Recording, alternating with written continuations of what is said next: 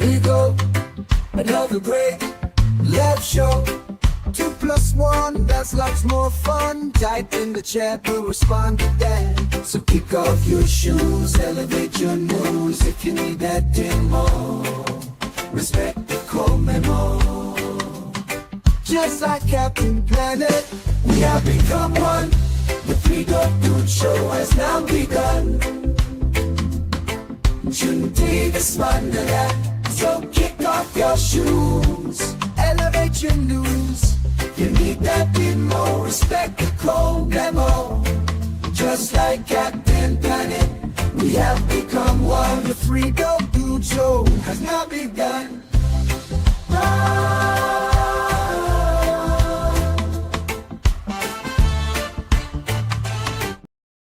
Hey, what's up, Joanne's Fabrics Punch Card members? It's your favorite 3 Dope Dudes here. It's the Elevated News crossed with the ColeMemo podcast show spring wrap-up. What's going on, gentlemen? How are you? Awesome. How's it going, guys? Thanks for having me on. Oh, I mean, you know, thanks for having us on. This is a fun show swap that we do here. And we appreciate the heck out of you, man. Yeah. So yeah, the cross collab is important, especially in these times. Got to stick together, you know.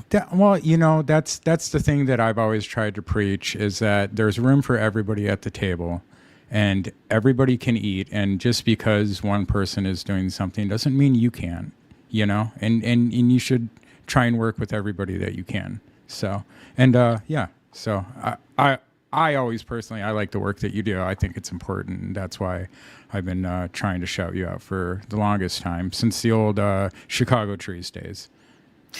Yeah. No, I appreciate you guys. I watch your show often. I know we chat in the chat when you guys premiere, but it always warms my heart and makes me smile when you guys shout me out. So I appreciate it. And honestly, you know, to what you just said, I hope that maybe somebody out there gets inspired to start up their own thing. And if they do, reach out to us and let us know how we can support. Yeah. It's all about supporting dope people, right? Support dope people. That means everybody. Yeah. So we've had such a spring. It's June now, I guess. So we've had a heck of a spring session, haven't we? Yeah. Lots of stuff getting done around here. I saw yesterday you were at the Canna Equity Illinois meeting. I was outside working and forgot. Do you want to share some of the things that maybe Peter and Doug and the rest of the folk over there at Canna Equity Illinois shared yesterday? Yeah, sure. And I guess I should try to figure out what their website is. CannabisEquityIL.org. If people want to try to join those chats in the future, there should be like a link in the top bar that says get involved. And there's even a button that says join a meeting. And those are those meetings that you've been in, that, like you said, I was in yesterday. And you know, it's real nice. Yeah, there you go. Got it on screen there. And like I said, up in that top right-hand corner, you can see that Get Involved button. And yeah, so there's, you know, it's kind of a meeting of the minds. Like you said, Peter and Doug host it, but there were plenty of advocates there yesterday sharing insights. And I guess just the general consensus, or at least the takeaway that I had is that, well, cannabis policy, there was not any cannabis policy passed this session, and you know, people are sort of frustrated with that. I think that might be putting it lightly, sort of frustrated, because I think somebody said the other day, and I'm not exactly sure if this is the number of sessions that have occurred, but I think they said something like 7 legislative sessions have occurred, and there hasn't been much of any cannabis policy passed. Put it another way, I mean, it's been 5 years since adult use officially, you know, became the law of the land, if you will, in Illinois, and we've not seen many tweaks since then. So I think Jason Brown says there's only been one bill passed just addressing any cannabis, anything, since rec 5 years ago. Yeah, and I actually wrote about that recently, and I think that's just about right. I know I can be a little. Sometimes I get accused of being a little slanted anti what we've done, and just want to correct the record. I am so proud of the progress we have made, but um, we had, there has been other laws, like to Jason's point. From shout out to Jason from Illinois News Hmm. Joint. Uh, there have only been a few, and I recently wrote about this. So there was House Bill 1443, which redefined cannabis container to include the term resealable, because law enforcement were basically targeting individuals for breaking the seal on their cannabis container. Um, it also eliminated the requirement for medical patients to register with a specific dispensary. There Yep. was also Senate Bill 1559, and I think its partner bill was House Bill 3817, which decoupled Illinois from the federal tax code, 280E. It also mandated the transfer of $40 million from the compassionate use of medical cannabis fund to the cannabis business development fund. So I think those are Yep.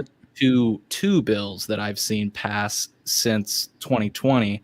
Again, though, in the spirit of credit where credit is due, after Governor Pritzker signed the CRTA into law, he also amended the cannabis law slightly so that what was it here? I know he removed, or the bill that he signed into law required the Secretary of State to remove all notations from driving records indicating that a person is a registered medical cannabis patient or a caregiver within 6 months. So that was in December of 2019.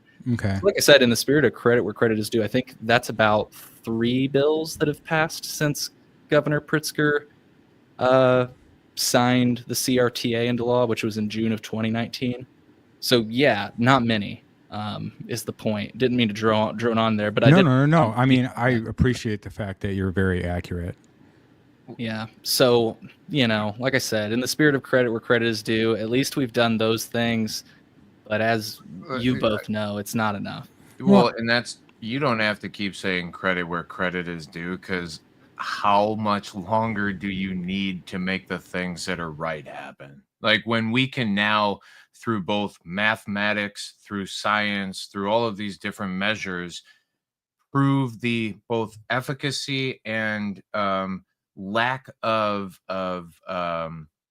monsterization, it's just not going to hurt you. But also too, we've proven its equitability. We've proven that this thing can be profitable, and because of bad regulations, they literally are forcing people to go outside our own state to purchase the same product that is here, and it's because they've misrepresented it and they've done a bad job of doing it for the people who are ultimately consuming it. They're doing it for the people who are ultimately profiting from it, which is for all of us. We're like, yeah, I get it, dog. Y'all can make your money, but you already are. Like the fact that you're limiting access, causing for criminalization, like all of these things that still continue to go on, seem silly that they get away with it at the same time they profit from it. That's my whole point. And like credit where credit's due kind of has a line in between it. And when you're still profiting off of imprisonment off this thing, but you're profiting from the taxation of it, it's a catch-22 that just doesn't sit well in my mind. Yeah. Well, the point Genetic Memory Farms had a basically the same point that I always say, is that the system is working as intended. And until we hold the government responsible, companies will continue to do what the government allows them to do. Don't be mad at the MSOs. The MSOs are big enough and have enough money that they can pay to play and they can pay to comply, because in the end, compliance is what it is. And they can do that, and they can do that across different states. And that's why the states want to work with them. But if we want it to be better, we have to let them know that it's got to be better, because, otherwise they're going to continue to do what they do. Yeah. And I would just say yes to all those things. And, one of the things I feel... Get involved. Yeah. One of the things I feel frustrated about is in Carol Ammon's, actually, Representative House Representative Carol Ammons from Urbana actually made this point. She was one of the few people that voted against the Cannabis Regulation and Tax Act, despite the fact that she is totally supportive of the concept of cannabis decriminalization. She voted against it, and I think one of the words she said is that we should look at this as a justice issue instead of a revenue issue. And I think that this is a point you guys have drilled home quite well. That, you know, the point of this is it's like a little bit of decrim, but mostly what it was is that the state of Illinois, as we kind of still are, was in dire straits financially, and we were looking for any and every way to basically extract money, Right. you know, and that's what the Cannabis Regulation and Tax Act Correct. is. You know, it's just getting those taxes. So It is no longer the compassionate use of cannabis. You know, it is the Regulation and Tax Act. And you know, look at the tax stuff that Illinois just passed. I mean, you'll see a lot of tax increases on things that everyday people use and will affect everyday people, you know? And that's the problem with taxes, in my opinion, is that they affect the everyday people more than they affect the other people. yeah. I mean, I literally heard it on the news yesterday. They were talking about the increase in taxes on like vape and nicotine products, and they were basically the way they said it was, well, if we make this more expensive, then people might be less likely to try it. And It's I a get sin that tax. logic. It's a Exactly. sin tax. But it's like, as you just said, it only affects those that aren't well off financially anyways. So like it doesn't affect people that don't care about money. I guess that's my point, you know? Well, yeah. But such is life. One other point I wanted to make about that bill that removed that driving notation. First of all, I just want, in case people didn't know this, I just want to kind of like dwell on that point for a little bit. There was a period of time in which a police officer could just scan your license plate. And actually I had a police officer do it for me once.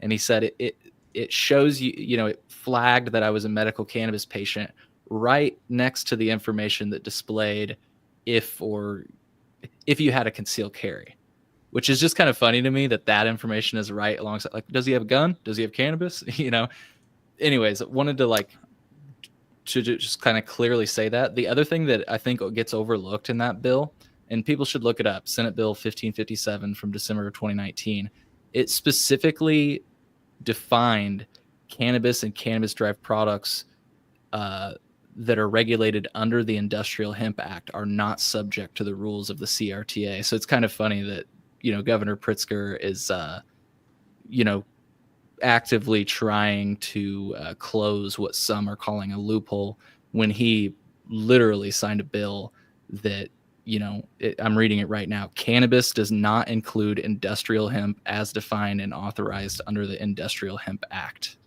Kind of funny that he created the problem that he's now campaigning against, if you will. Yeah. Well, I mean, you know, that's the thing about politics is that the political will changes, and depending on the situation, you know, you can make the case for just about anything, depending on, you know, who's bringing in the donation money, I guess. Let's just chalk it up to something very close to home. It's GTI lobbying against hemp, and then going out and partnering with one of the biggest venues to be the only hemp distributor through that venue. Like there's a back and forth. You're willing to put up all the money to say get away from it, and then also at the same time you're like, wait a minute, if I can't beat him, I might as well join him and then profit off of it myself. And literally we watched it happen with GTI.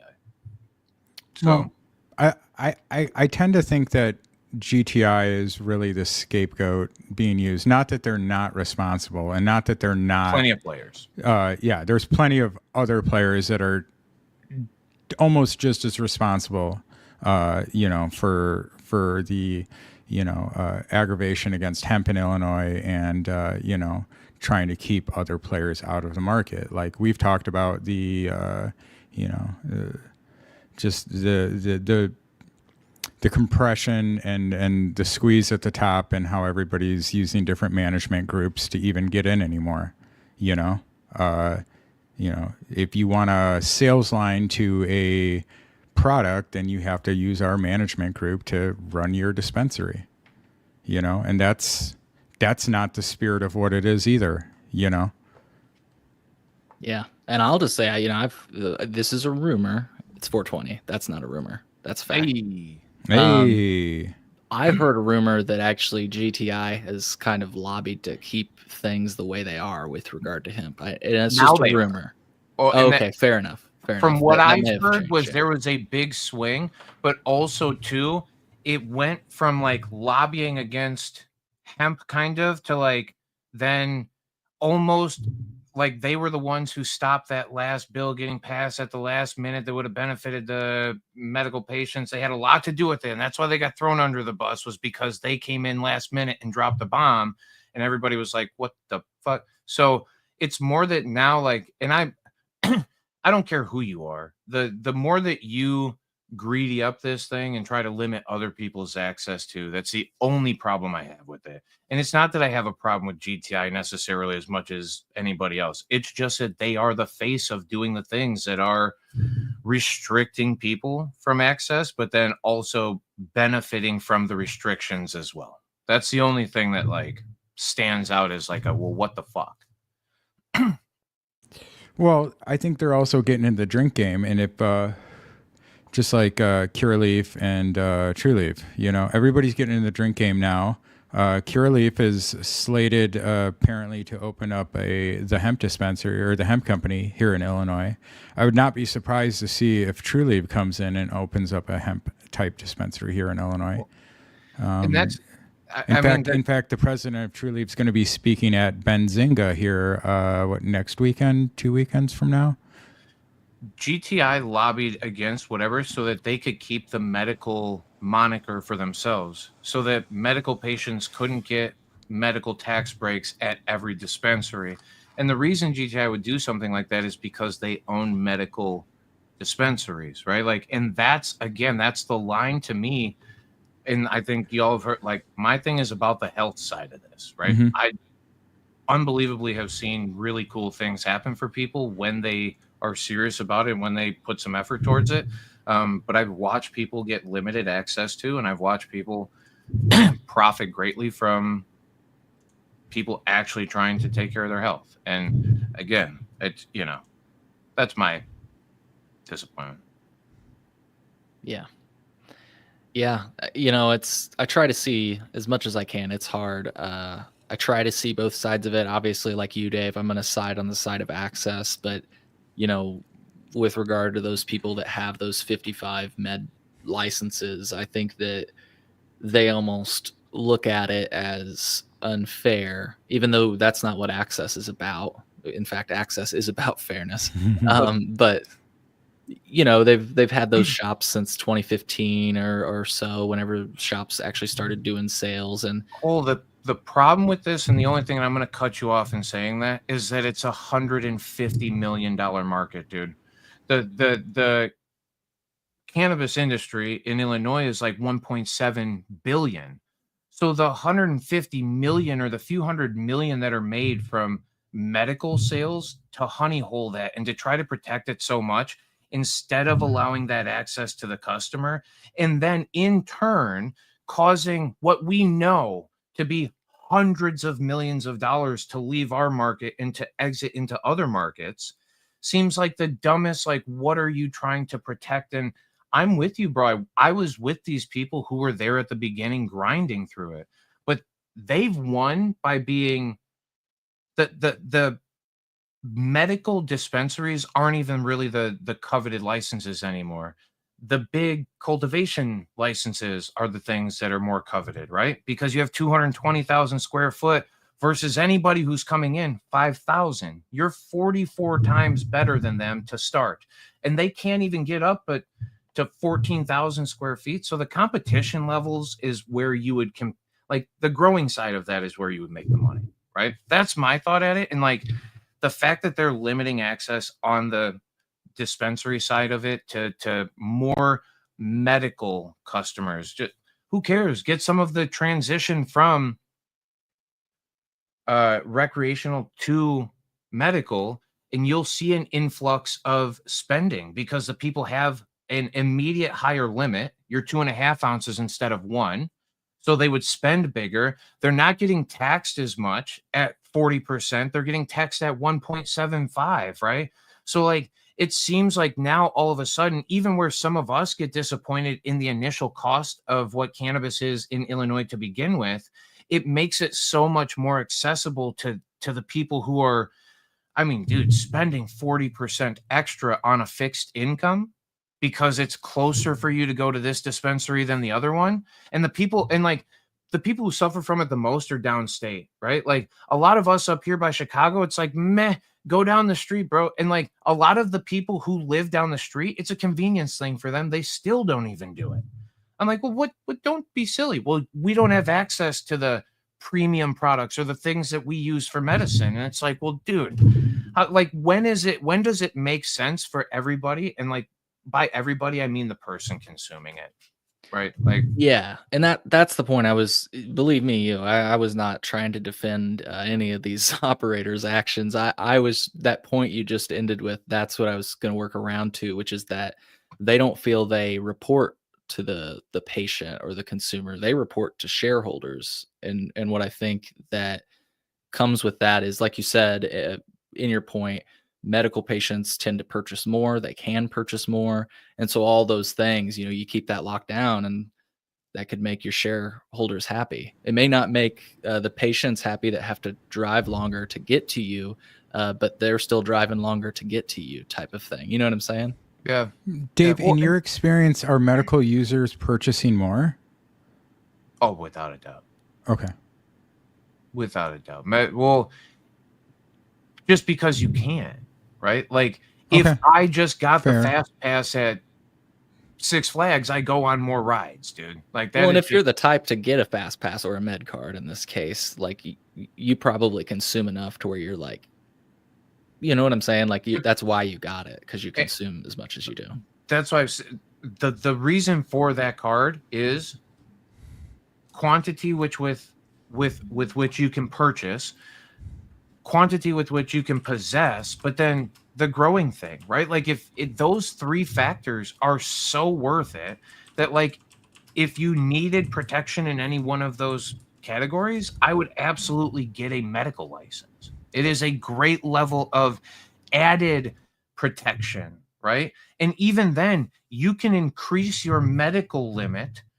Instead of being 2.5 ounces, the amount of people I knew that could get 16 ounces was also, it's like, okay, so we're not scared of how much people access. It's not going to hurt them in that regard. It's an arbitrary number that they might as well have been throwing darts one day at the where the law office or wherever they stamp these bills and just thrown shit at the wall and gone, yeah, 0.5 sounds good. And like, that's all they did. And like, all you've done in arbitrarily making these parameters, you've limited access, which is also limiting sales. Like nobody's going to come in here. And I watched it because I've worked in medical and purely recreational dispensaries.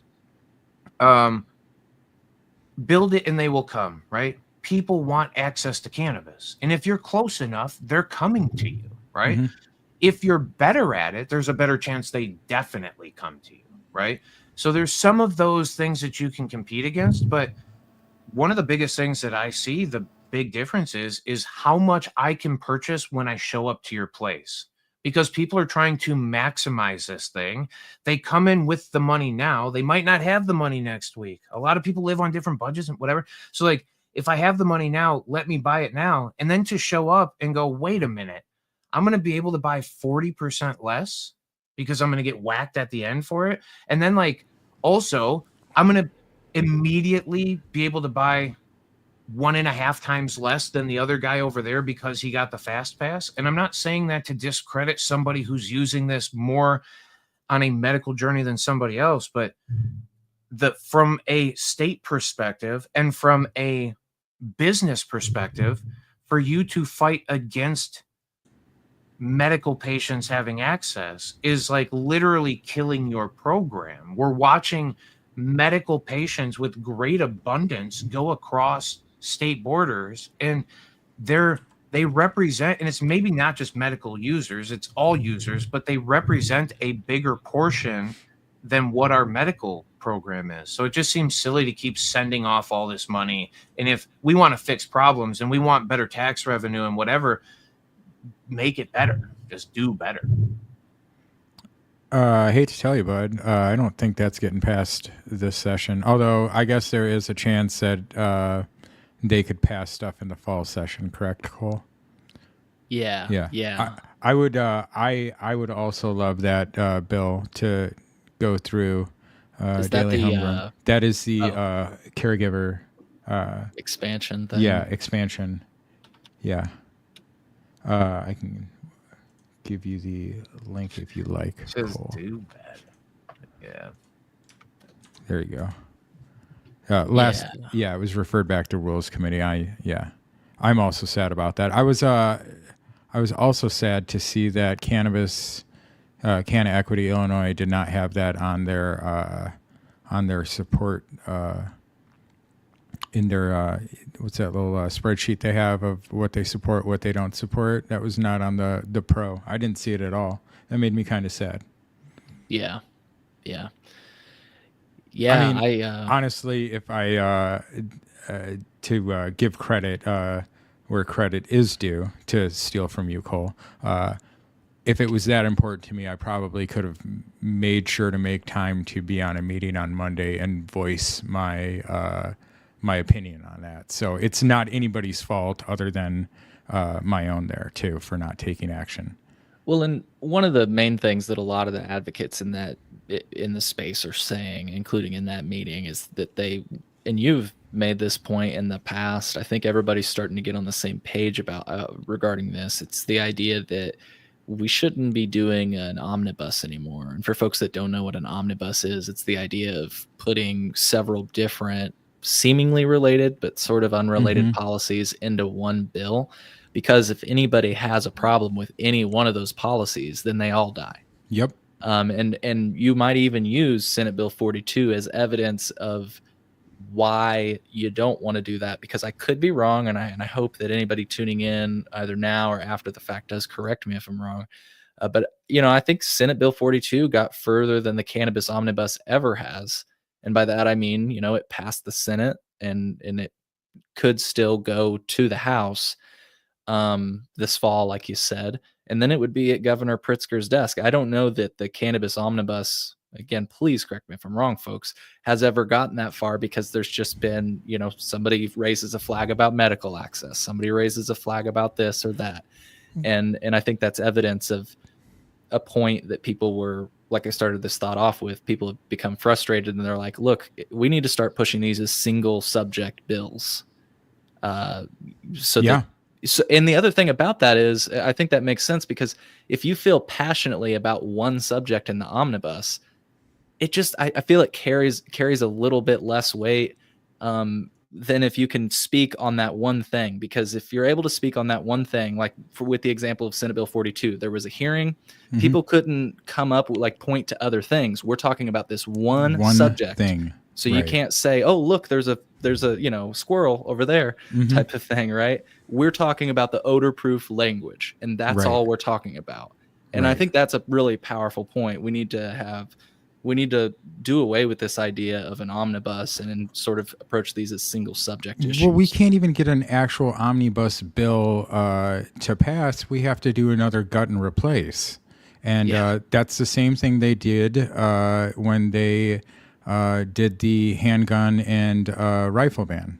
Right. And shout out to you. You're one of the few people who actually talks about the cannabis and handgun link in Illinois. And, as somebody who, understands that, it's pretty ridiculous what they're doing. But back to the point about gut and replace is that we can't even, the problem is that the government knows that it's not popular and that it's not necessarily right and that people are not going to be happy about it. And that's why they have to do stuff like that, because they can't get votes on it. They can't get political will or political pressure. They just have to do it, in the night. Yeah. And, that said, there were a lot of good stuff.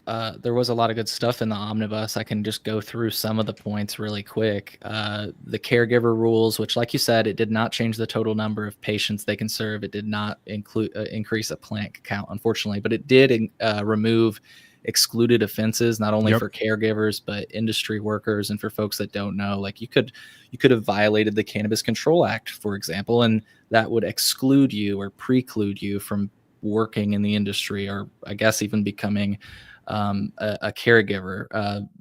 Dave mentioned it earlier. There's the craft grow expansion language that was in there. It would have allowed all craft growers to immediately expand to 14,000 feet without having to go through the rule process that's currently defined.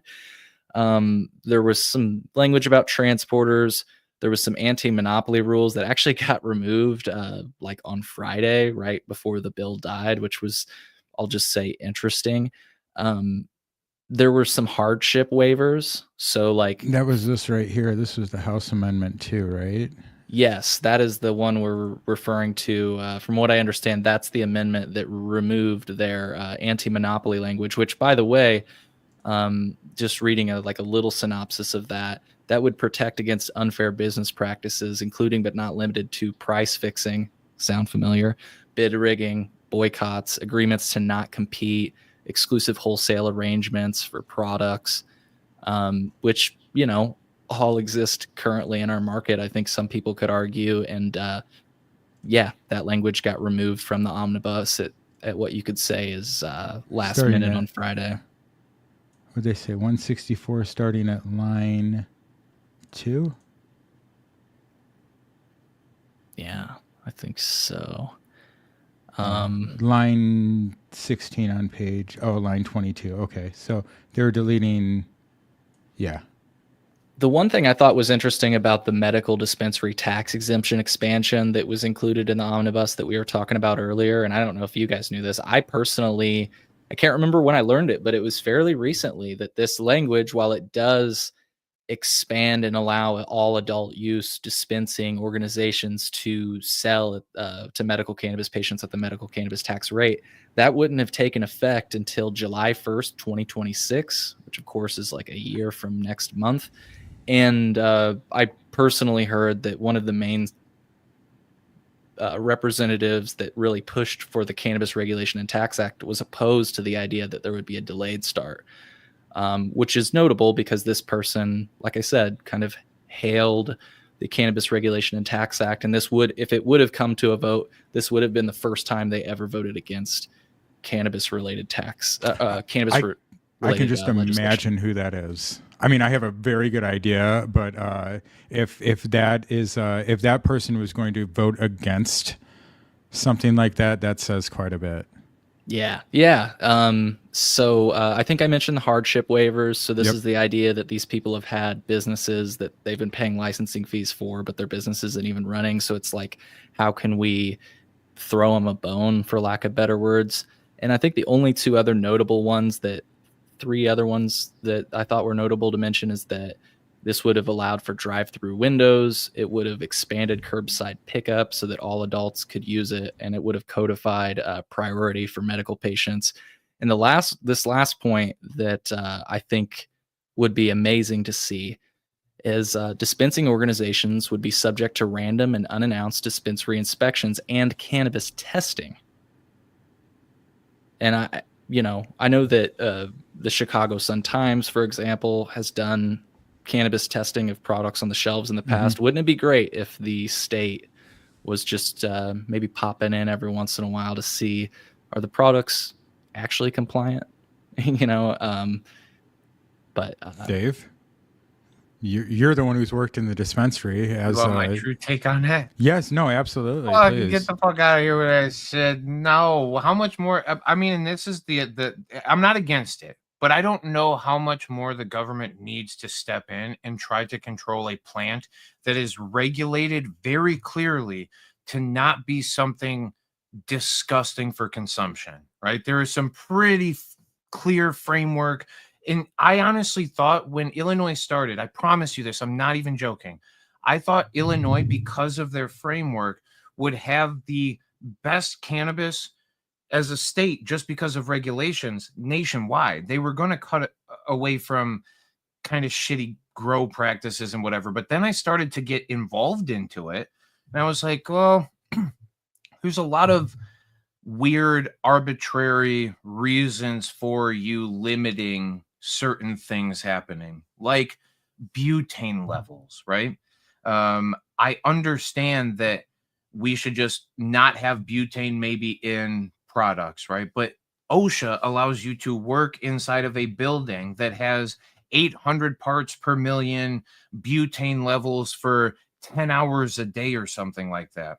The fact that our 1 gram of concentrate has to have, I forget what it is, 50 micrograms or something like that. It's just the smallest minuscule, or parts per million.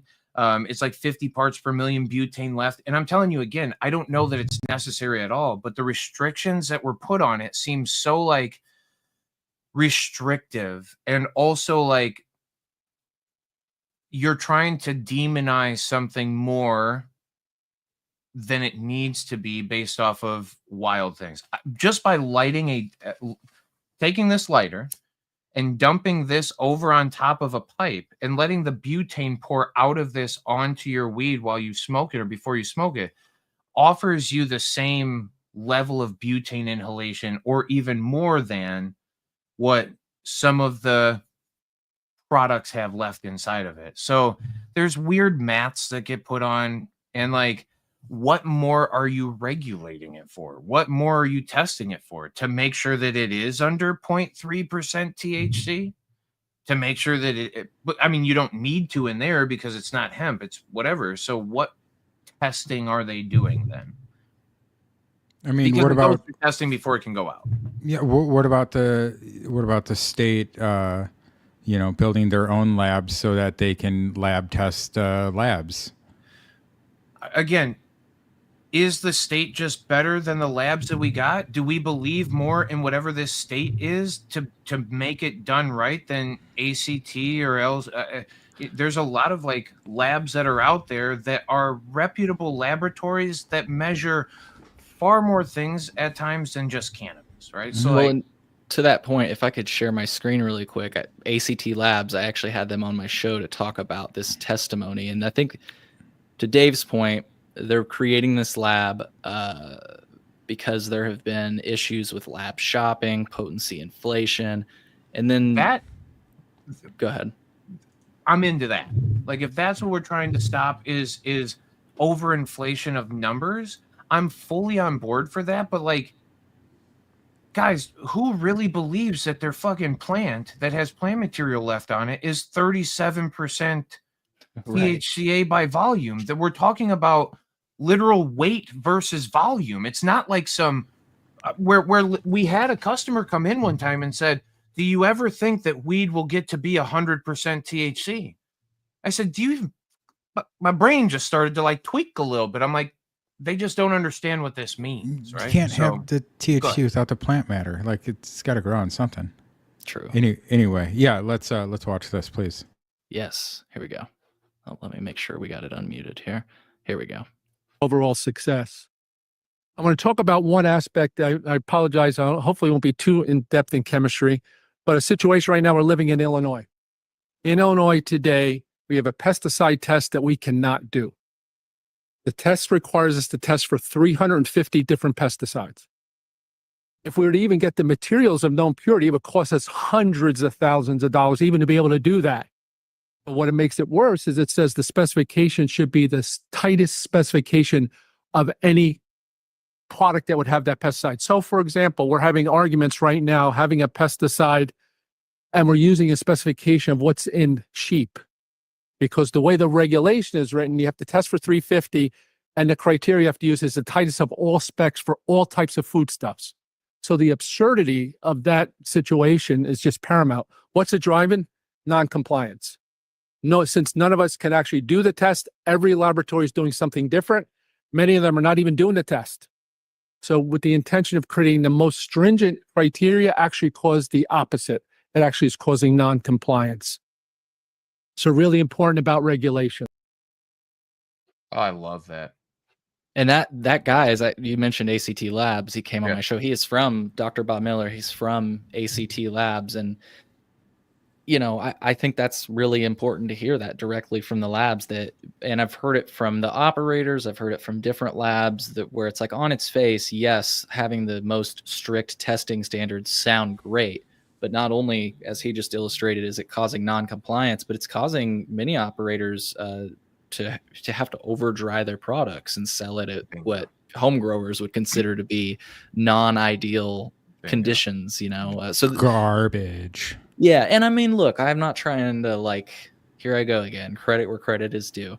But if you want something to remain shelf stable, like imagine trying to sell lettuce in a can and trying to make sure that it can stay on the shelf for a year. Well, you're gonna have to dry the shit out of that lettuce, because lettuce or strawberries or insert other produce here, unless you do something to preserve it or change the conditions, it's gonna mold. That's just what it does. You know, it's produce. Yeah, and I mean, again, until we stop buying enough flour that the companies actually stand up and say something to the government and say, hey, this is unreasonable, this is wrong, we have to change this, we're not going to get any change either. Yeah. And you're starting to hear some of that. I mean, I can't remember when it was, but I've heard people pushing to expand the regulations so that they're not so strict on testing. I've even heard, you know, earlier we were talking about taxes and possession limits. I got my hands on some draft language where, you know, several licensees kind of signed on to a proposal, which I just think this is notable to mention, because you know, you'll hear it on your show, you'll hear it on shows like mine or whatever, where people will say the taxes are too damn high or the limits are too damn low. To see this proposal I'm looking at where they say we need to significantly lower cannabis tax rates to improve competitiveness with illicit and out-of-state markets. And they also said we need to match our daily adult use purchasing limits, or at least get them close to a state like Michigan. And so actually the proposal I've got my hands on is allowing 2.5 ounces for residents and non-residents. That's of flour, 11.5 grams of concentrates for residents and non-residents. And I think they had a typo here because they wrote 1,150 grams of cannabis infused products. I think they meant to say 1,150 milligrams. Yeah, you would.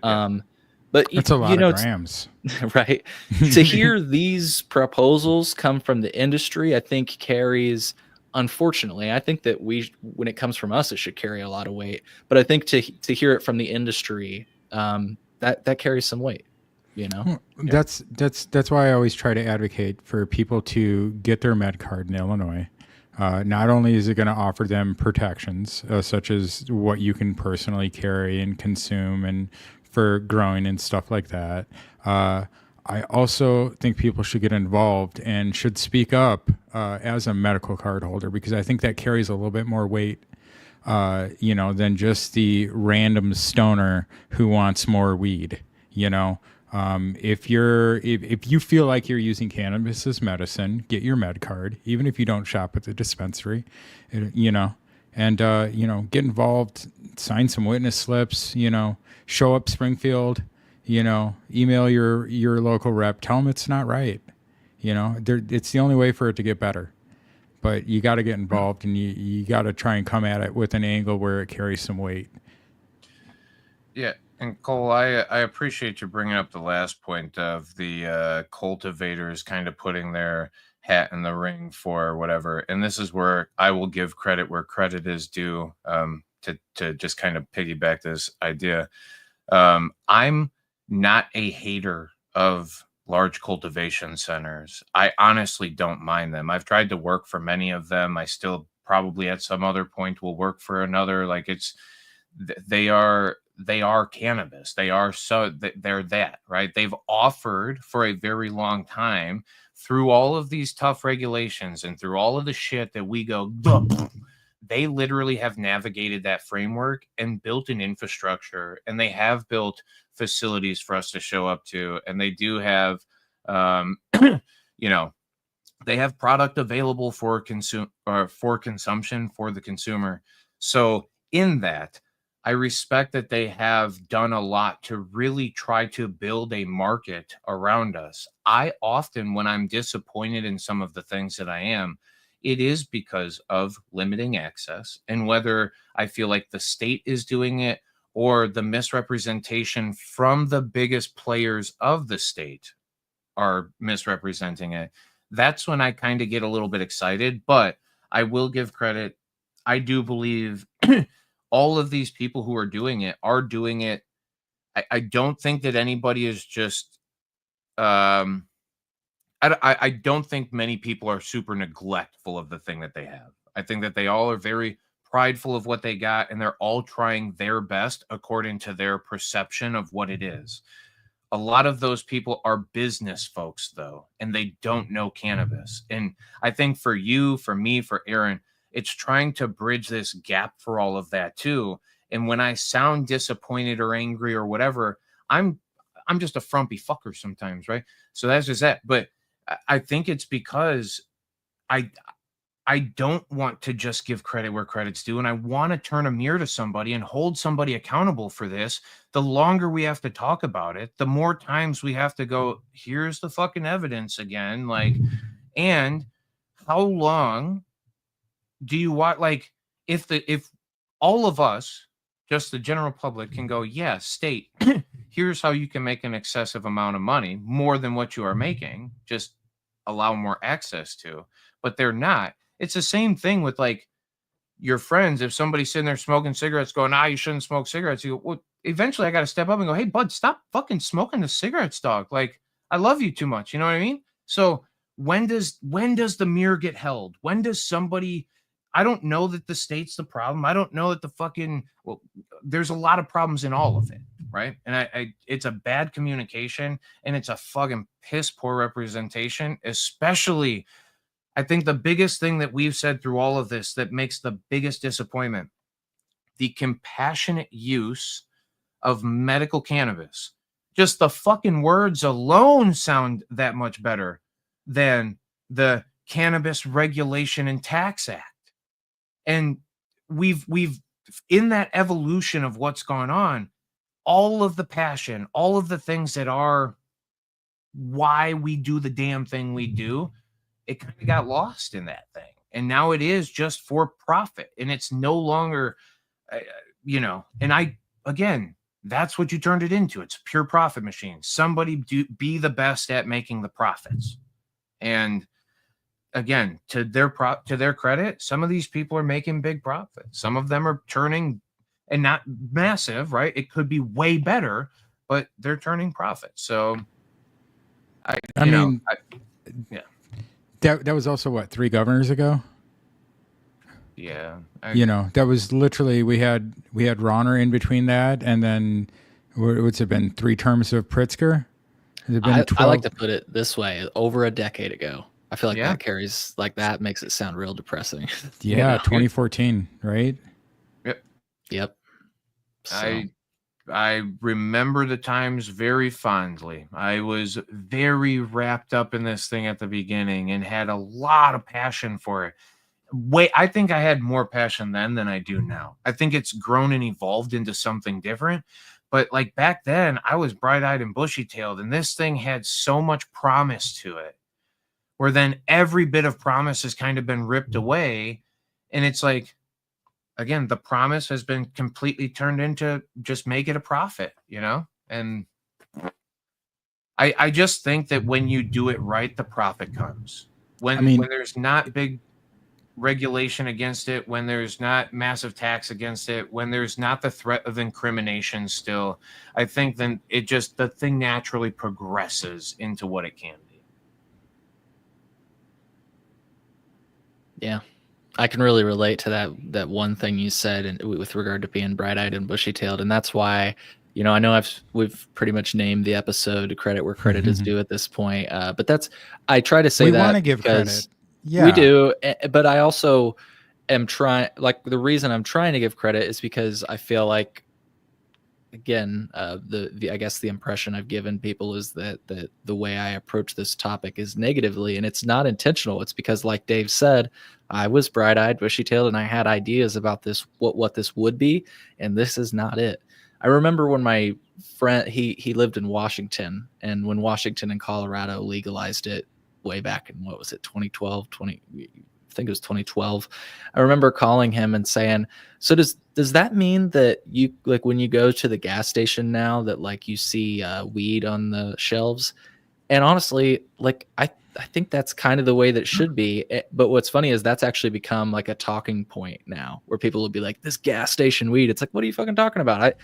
Everybody goes to the gas station. We buy a lot of stuff from the gas station. Like, I think we should be able to buy weed too. And not just the gas station, obviously, like anywhere where you sell alcohol and tobacco, there should be a cannabis section. Yep.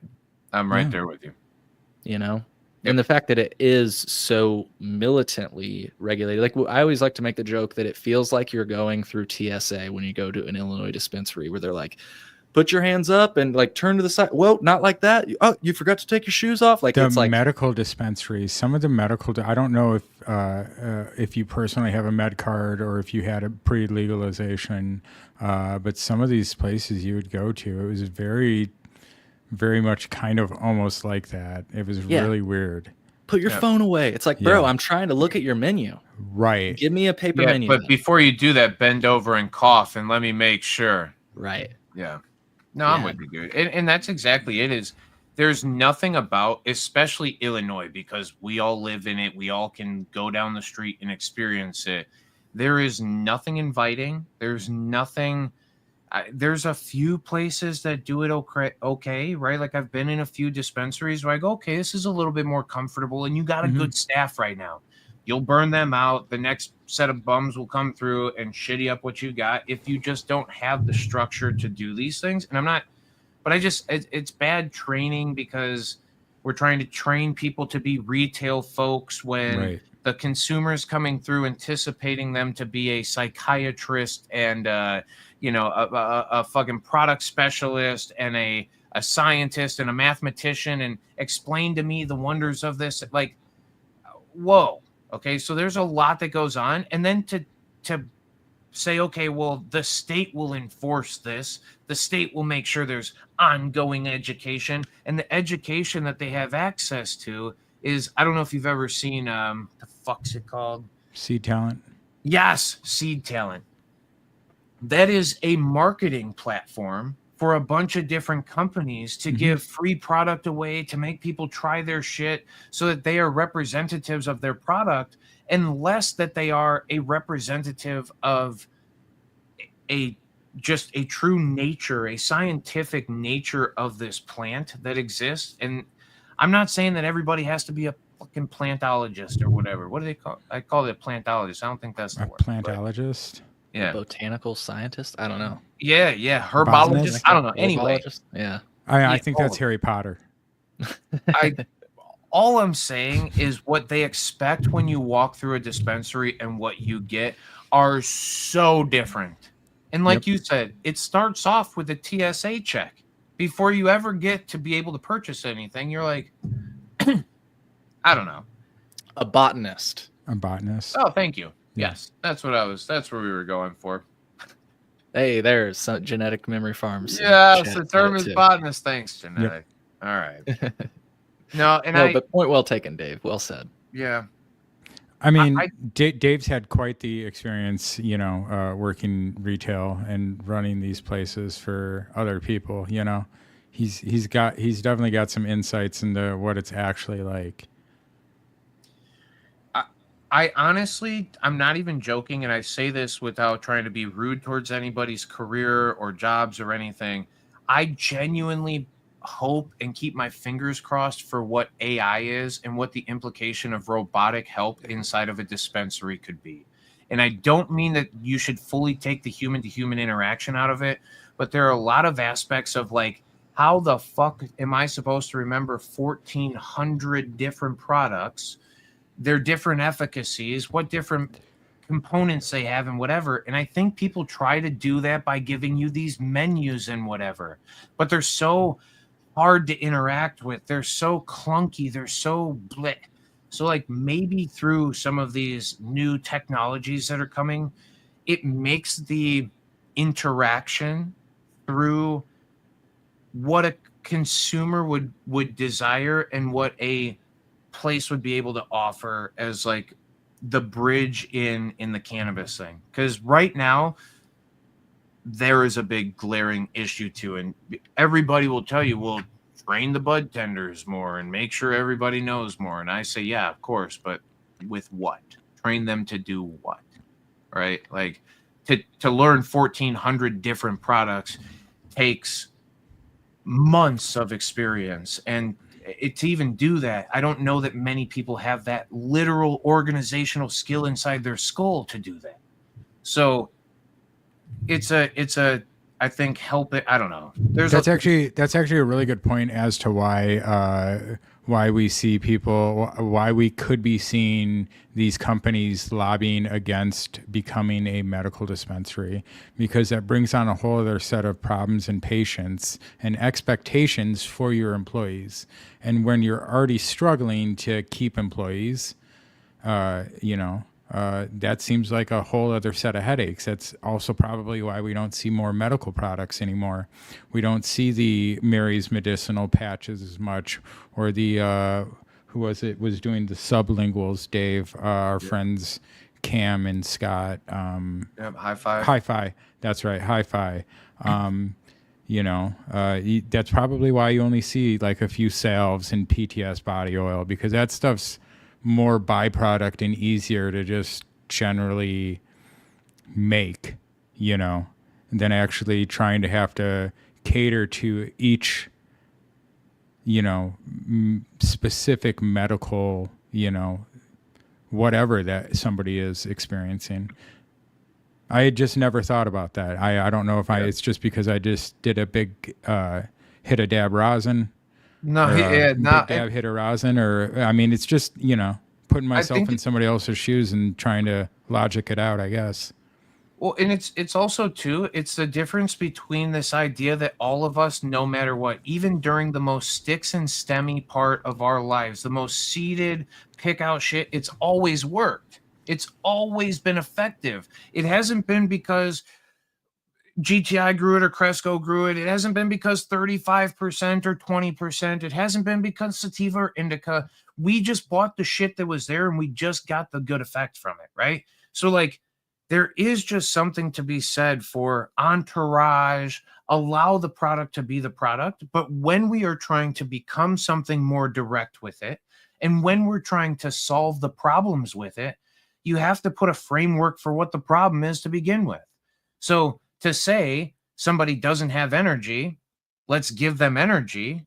Cannabis can solve that problem. Well, how does it do that? And like implementing all of that context for people is just where I see a massive gap in where the end consumer could be very satisfied with their, what they're doing and what they're consuming. Even if the tax rate is drastic, right? Because taking a stab with $60 plus 40% based off of inflated, non-true numbers to begin, there's just so much confusion around the space. It's so hard. And I actually heard somebody today said it really well. He said it's very hard to put together linear thought. He said, I'm not any more an expert on this space than anybody else, except for I wrote a book on it. And I was able to put linear thought to why this goes on. I put a framework for identifying the problems that exist to begin with, and then the solutions for how to solve those problems, right? And it's not that I'm more right than anybody else, but this is a framework, and tell me where I'm wrong at, and I think that's the correct way to do it. Like you have to, if there's bad ideas, you have to combat bad ideas with better ideas. And in order to do that, you have to, work through it and logic it out. And I think that's why, even though Cole, I think we've been semi-accused of the same thing, not so much accused, but it's always like, why do you always talk about the bad? Well, because I want it to be better. Right. Not because I want it to be bad, not because I want to blame the government as much as I think the government should stay out of it. I mean, I just want it to be better for everybody because access to cannabis is the thing that unites us all. That's what we all want. Access to cannabis, more access to cannabis for everybody.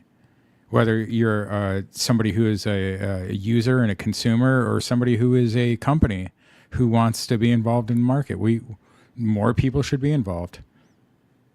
Yeah, I'd love to cheerlead this policy, and in many ways, I try to. That was why I've said credit where credit is due so many times. But also, like, I don't know that each of us would be live right now if it weren't for some of the progress that we have made. Like, it sounds like all of us may have had medical cards before 2020. I still didn't feel comfortable enough to fucking stream my thoughts live on the internet until 2020 happened. And so while I point out the shortcomings all the time, people would not be hearing our voices over these airwaves if it weren't for the progress we have made. So, like, applause there, Yeah.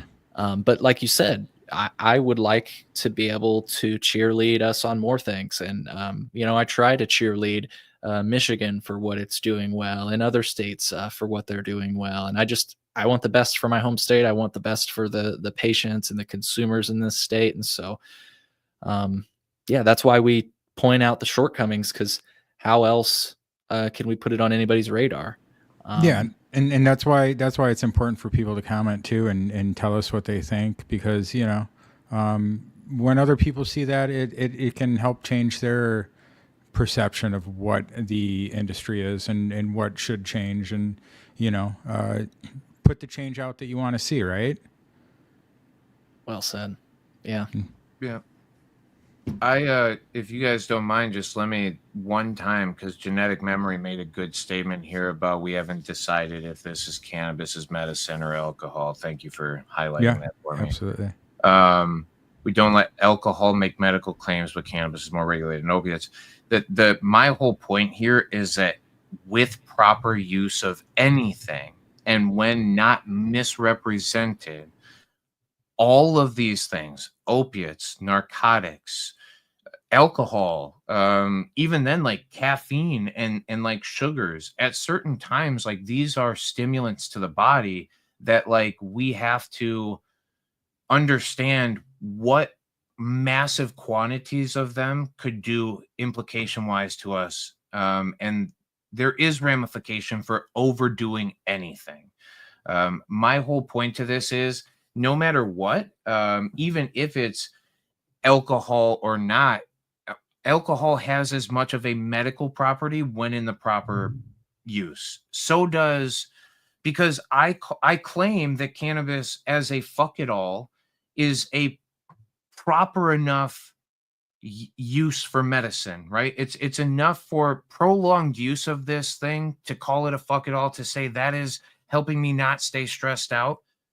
I think that's a medical claim, in the same way that somebody who goes home and drinks a glass of wine at the end of the night, or even two, but is very capable of taking care of their lives, is not any less present to their families, is not any less present to their work or their missions or their whatever.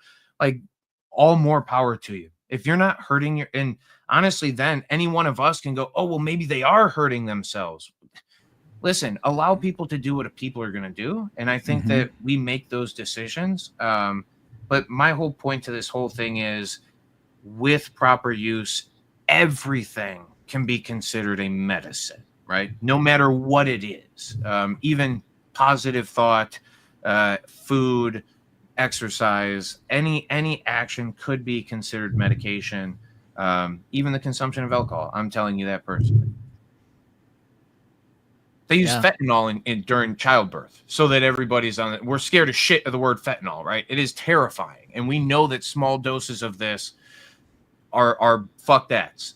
But they literally give it to women during childbirth because of the massive amount of pains and shit. So again, are you, any one of us here, going to claim that woman needs to be in any more pain than what fentanyl is capable of telling her not to be pained? Or is that dangerously harming the child during the birth? Like, there's just so many factors there, but we know that we use it in instance, and we know that it's effective. We know that. some people get some alleviation from what they're going through because of it. So hands up to what's medicine. I just want proper use and, again, proper access. And yeah. Well said. Yeah. Well said. Yeah, my whole take on that, I honestly couldn't have said what you just said better. And I would just add on to this by saying that, many times people will couch their arguments about cannabis or psychedelics with the idea that it's like, well, it's medicinal or it's spiritual or it's safer than X, Y, or Z. And I think we have to remind ourselves that that's great and we can work towards making those things true, but that's not the point. The point is cognitive liberty. If we want to live in a free country, should be that it's personal. Yeah, exactly. Just to that point, if we want to say we live in a free country, we should be able to explore alternative methods of consciousness, regardless of whether or not they're safe. Even if all those things are true, if it's medicinally used, spiritually used, or it's safer than one thing, that's not the point. It's the point is that if we want to live in a free country, we should be able to engage in risks. I mean, I ride a motorcycle. I could go parachuting this summer, and all of those things are okay. But I can't make the choice to consume cannabis. Like the veterans even said it in Texas this week. Veterans said, "You've trusted us to operate the most powerful weaponry in this country to protect our country, but I can't consume a plant." Because the government says so? Right. And so I'm not trying to downplay what genetic, I think that was the person that made that comment, Genetic Memory Farms. Yeah. I agree that, cannabis is medicinal. I agree with Dave in saying alcohol is medicinal. Sometimes when I have a cold, I take a shot of whiskey. Works pretty well. Alcohol is in NyQuil. Alcohol, like somebody else said, it's a carrier for medicine. It's, what they use for tinctures and stuff. So, there's a place for it, but I just like to remind people, and I should give credit where credit is due. Hamilton Morris kind of inspired that thought, the idea that this is more so about cognitive liberty.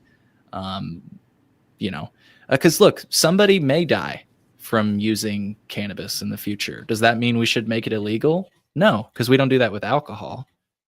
So, safety is not the point. It's cognitive liberty.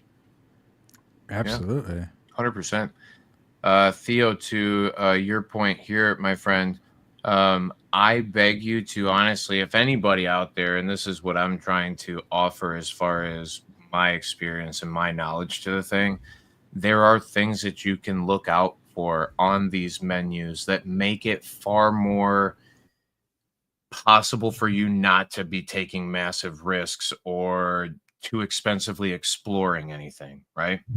There are people out there who have great experience in these different places. If you happen to be in Illinois, I have a great knowledge for what's going on out there.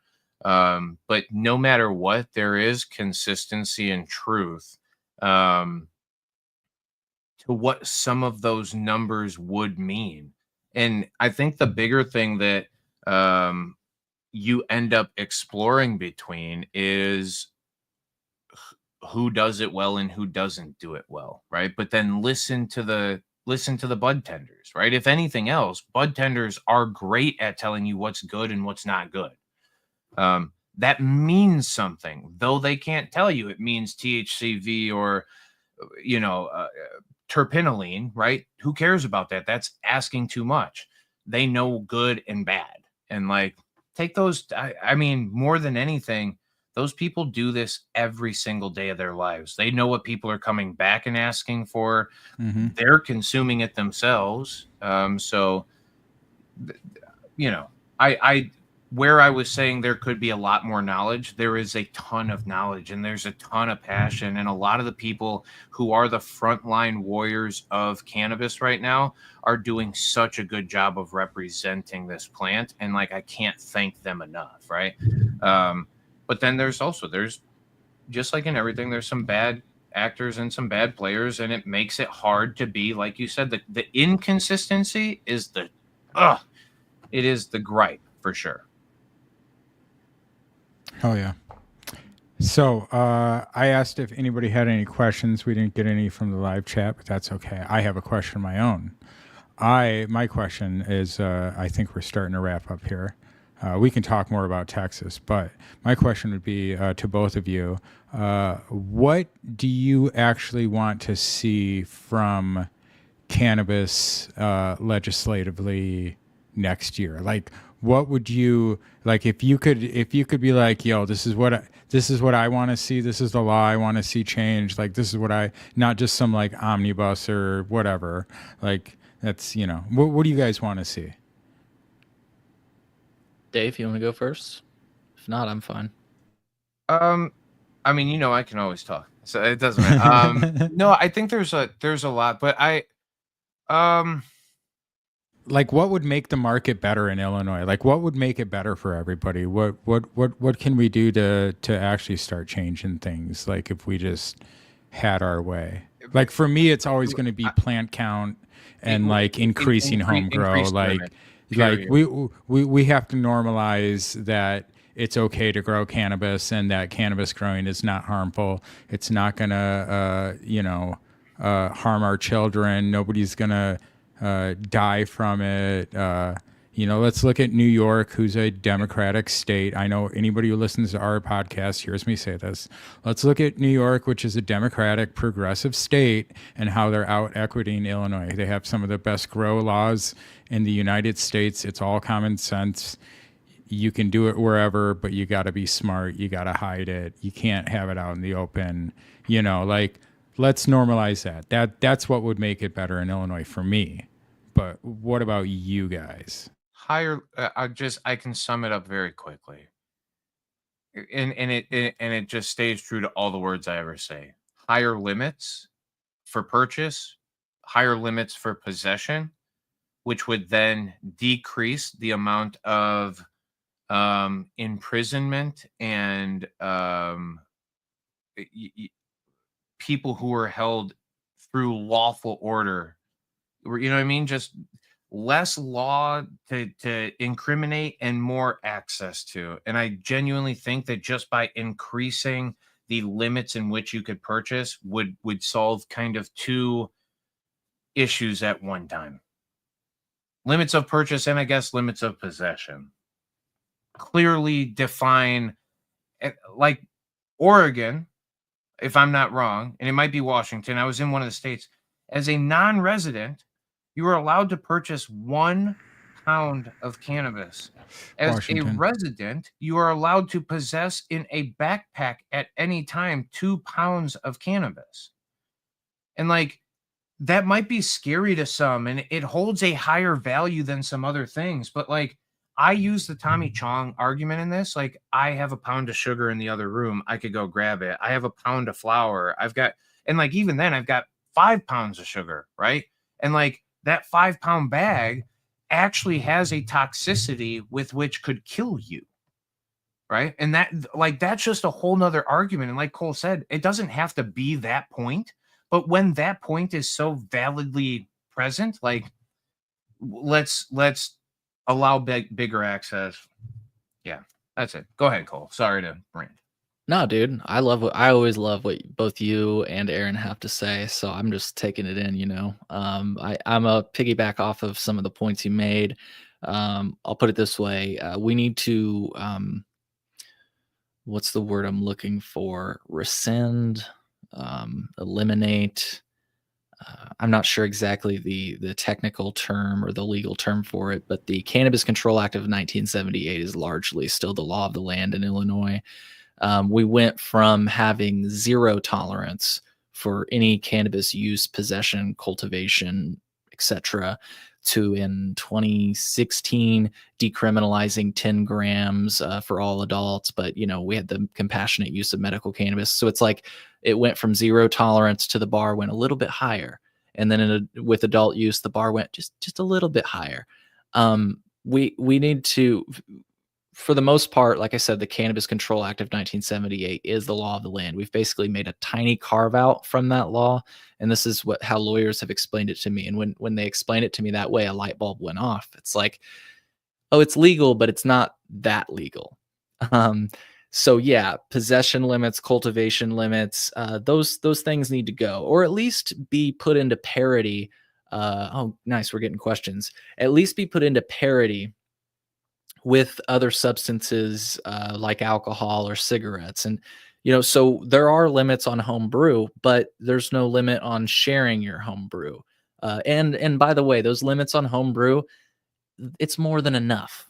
This is the thing, is that the 5 plant count is not enough. And sick patients that need to make edibles or RSO or whatever else, like you can barely do it. Sure, you can grow a lot with the 5 plant count if you know what you're doing, but people should be able to like veg out other plants and get them ready for the next crop. And the fact that you like technically can't do that, even though it's sort of hemp, whatever, I won't get into all that. I just think it's silly. There should be no limits. And to the point of parity, I recently saw on Illinois Trees, which is a subreddit for cannabis in Illinois, or for cannabis users in Illinois. I would say stay off of Reddit. It's full of it's a hive of scum and villainy. Yeah, dude, tell me about it. There's something that happens. No, there's something that happens with people when they we just got some facts in here. Homebrew is 100 gallons per adults.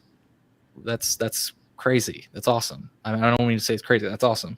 And so we should see some parity with that. But to the point I was about to say, I saw on IL Trees, somebody posted a sign, and you can find these signs. I wish I had it so that I could share it on screen right now. I will find it. You know what I'm talking about? Where they're talking about cigarettes, and it says like, oh, if you get pulled over with this amount of cigarettes, you can be charged with tax evasion and this and that. And so they were basically saying like, oh, watch out. If they're going to do this with cigarettes, buckle up for what they're going to do with cannabis when you come back from Michigan. And they're right. But here's the thing. I just want to make a point about parity. Not parity as in comedy, by the way, like parity, making them on par with each other.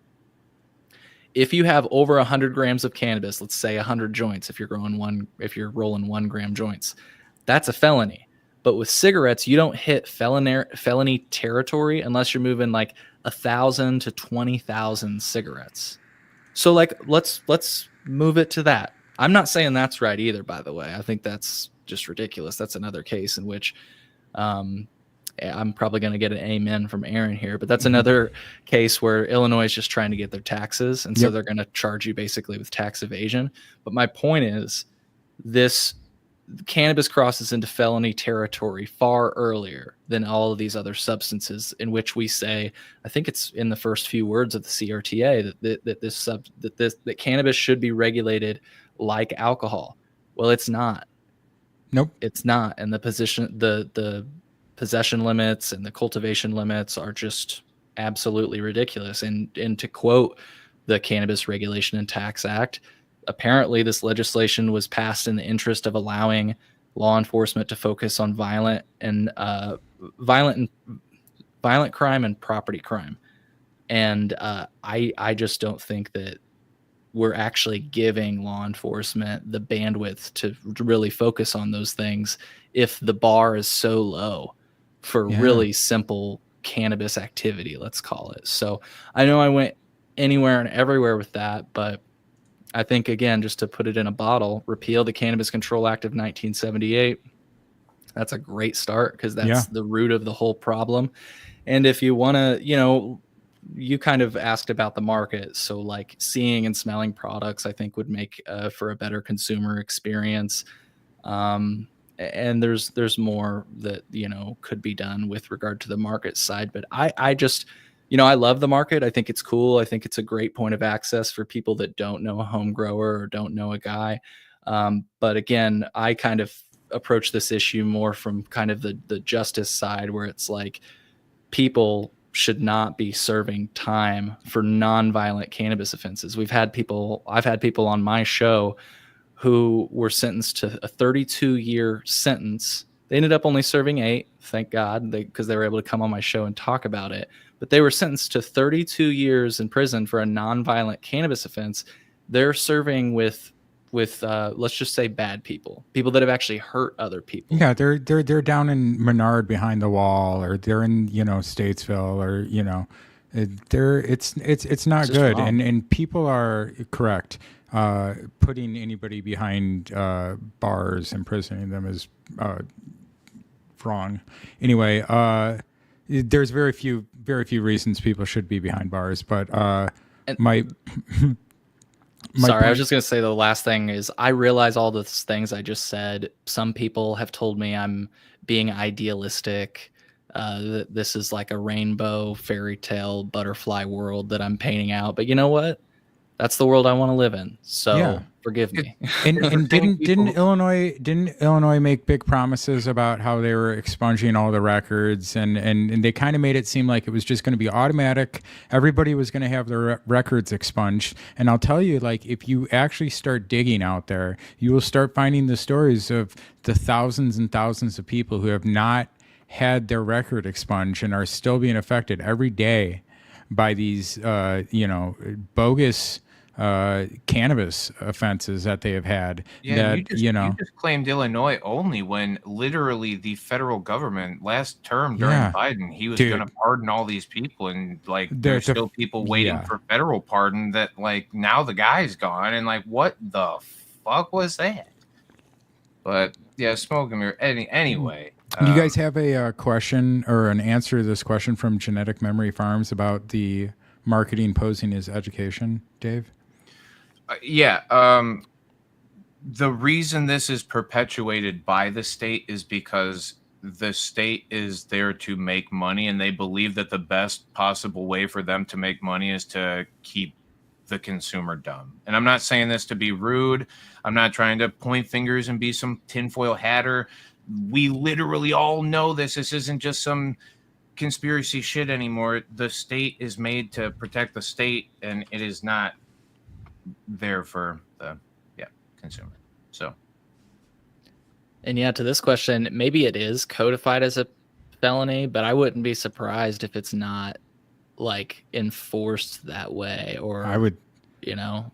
Like I feel like they'll give you a break at the end of the day. They'll just be like, unless you're like seriously like you've got a business and you're like clearly working to evade the structures that be, and they want to make an example out of you.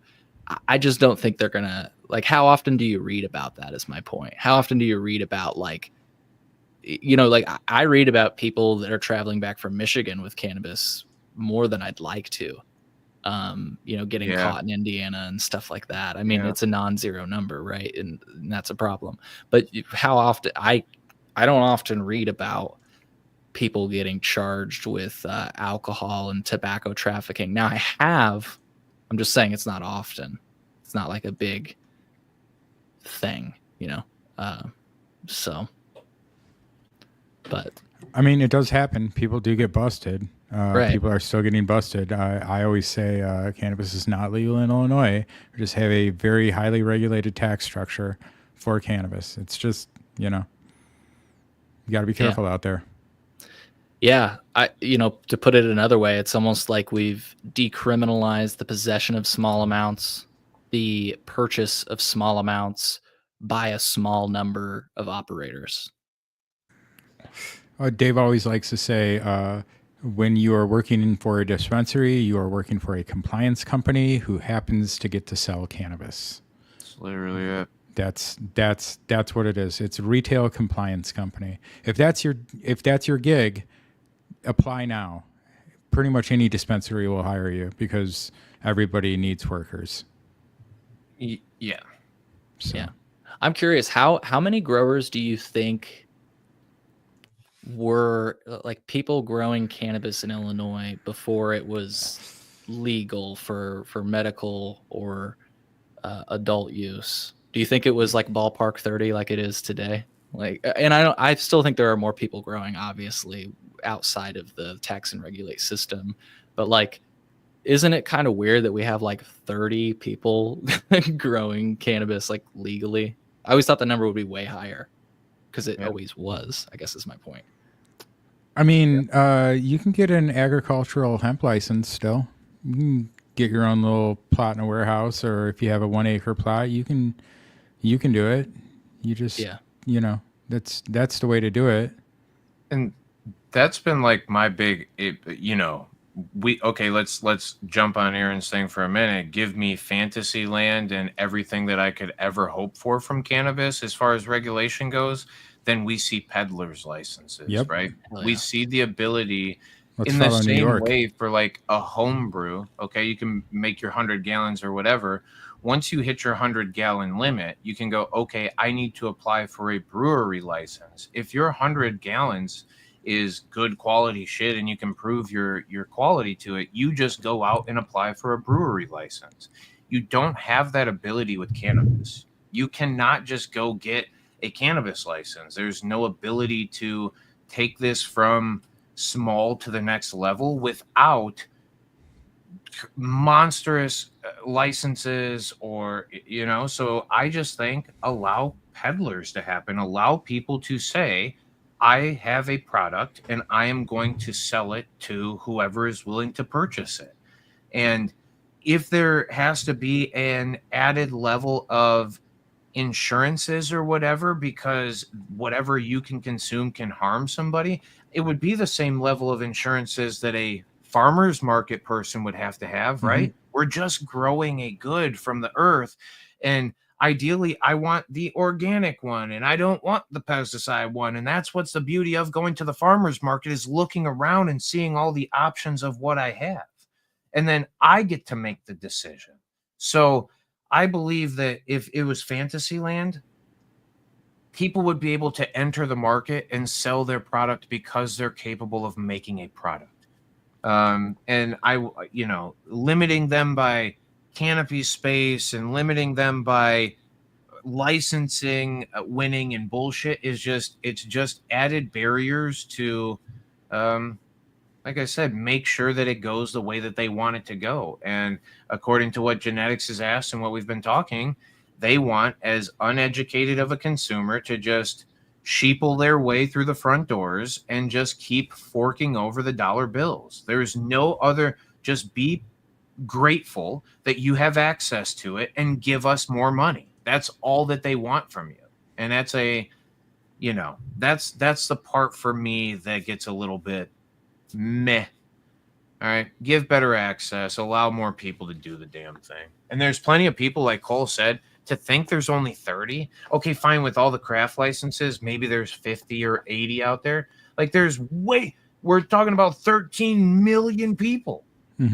Right? And like, you mean to tell me that there aren't probably a few thousand of them who are good at doing this thing? Like, whatever. Yeah. I wish that all of them were able to make money from their skills, right? It is a skill to be able to grow quality cannabis. And I wanted to point this out. Genetic Memory Farms, there's less growers now than during Prohibition.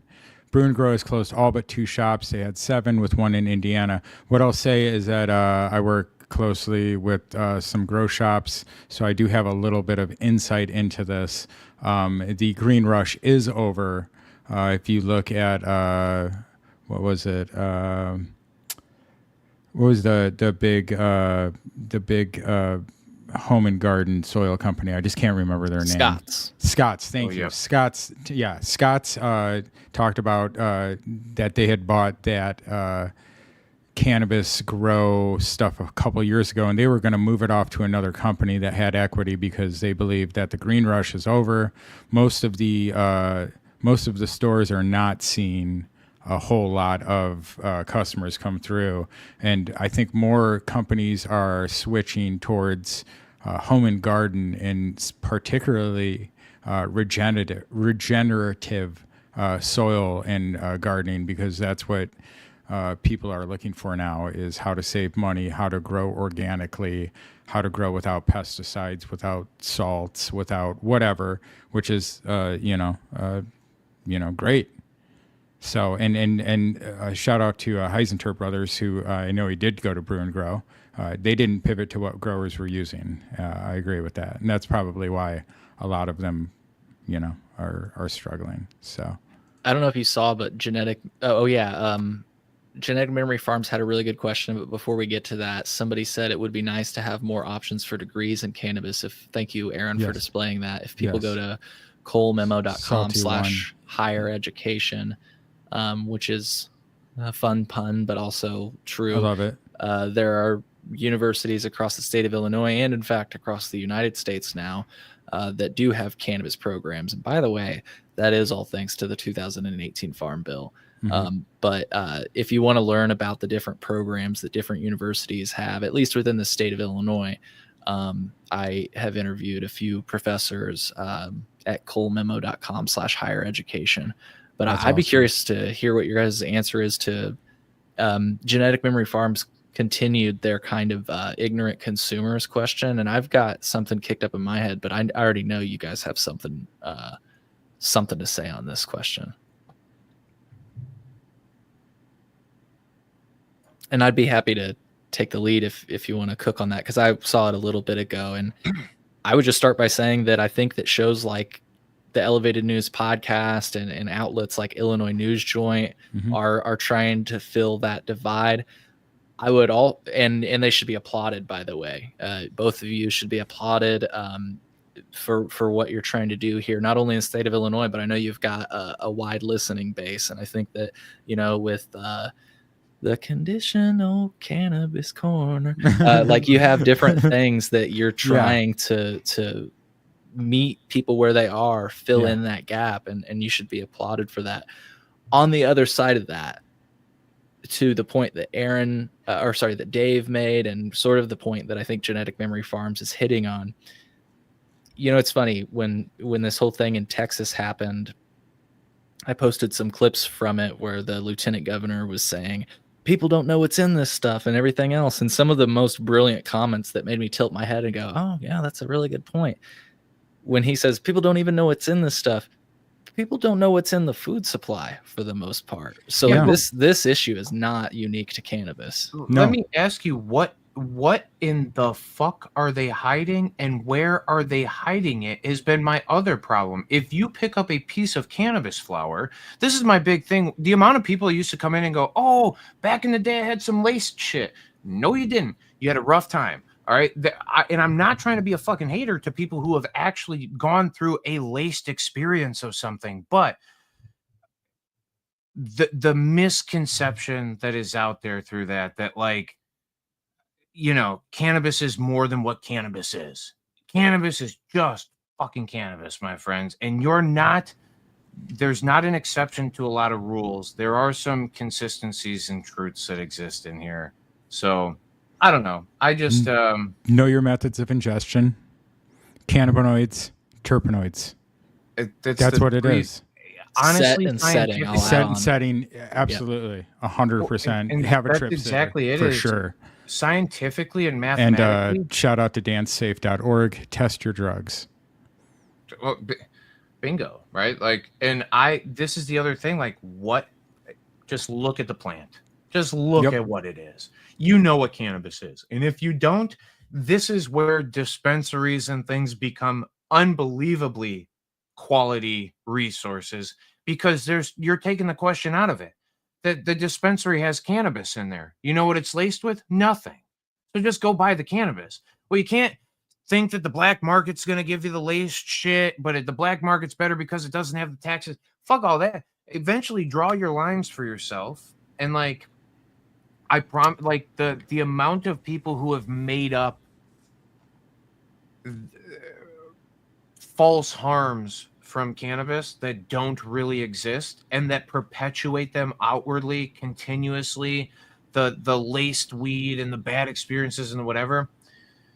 Look, I'm sorry that you've gone. It's like the Haribo gummy candies that got recalled. Like we were talking about that last week. Like that had to be somebody with some illegal packaging, because the amount of cannabis they would have to use to get into the recipe to actually make something laced like that. Because it's not like they're making, 2 gallons of gummy bears. They're making 100 gallons of gummy bears at a time. And to just use the word laced again, right. I'm all about terminology. You guys have heard me kind of, and if you haven't, I'll just repeat it again. One of my favorite, like, kind of comedy skits around this thing is the idea of using bad words, right? The word high is like a disassociation word that makes you think that you floated out of your body somewhere and you're no longer in control. And all of our favorite law is gravity. We all like being fucking planted right here and I'm in control, right? So to take that away from you is terrible. Stoned, that's what you did if you did something bad in the Bible, people chucked rocks at you and killed you. Weed, that's stuff we spray killer on. Why would you ever consume that stuff? Gas, fire, skunk, all of the words that go around what cannabis is, it's like in other context, you're like, fuck that, right? And that's why people are terrified of what high is, because if you can get high on methamphetamines and you can get high on crack cocaine and you can get high on weed and you can get high on opium, well, they're just not the fucking same. High is just not high.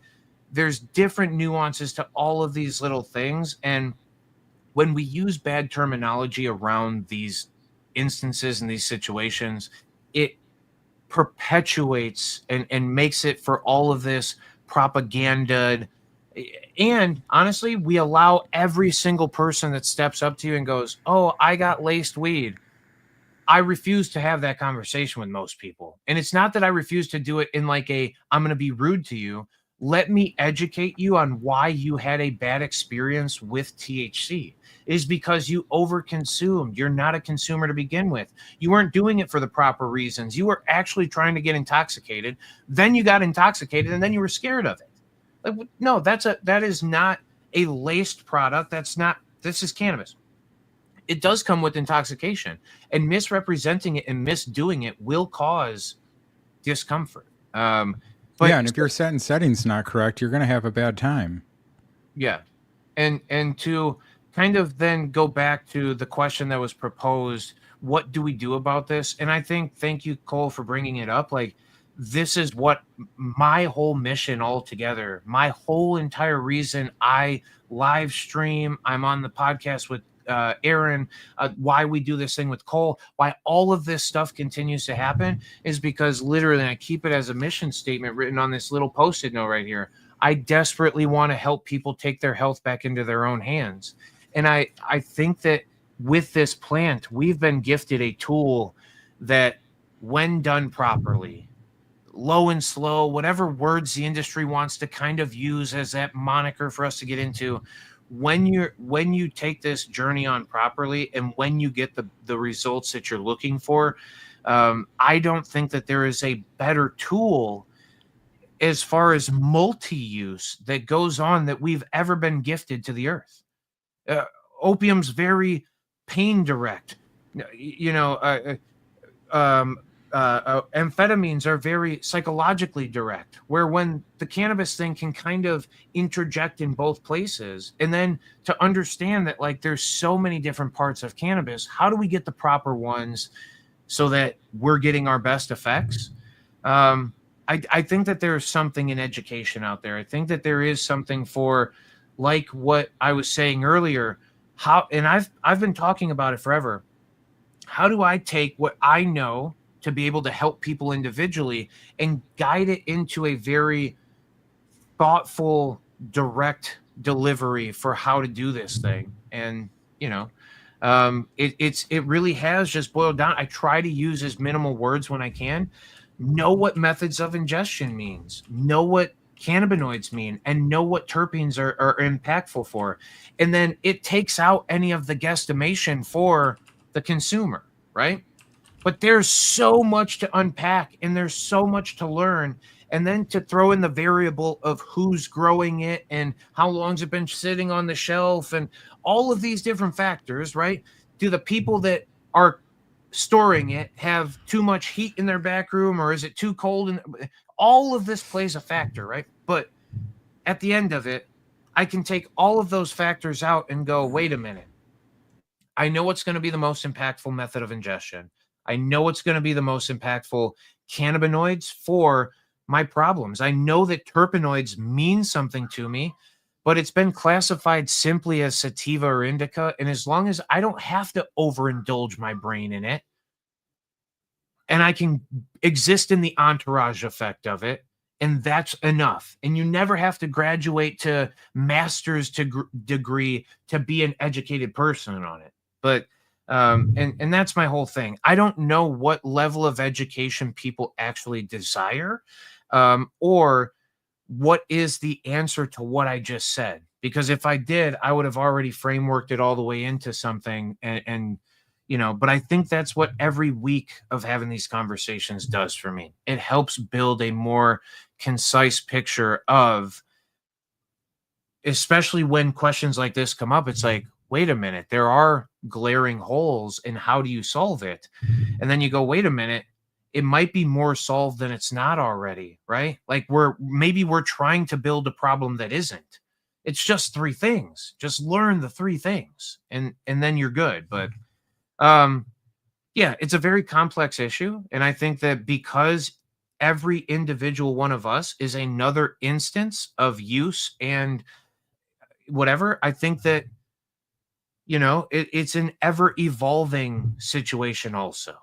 And until we have PhD level understandings of each one of the cannabinoids, of each one of the terpenoids, of each one of the flavonoids, because those actually play a factor into things as well.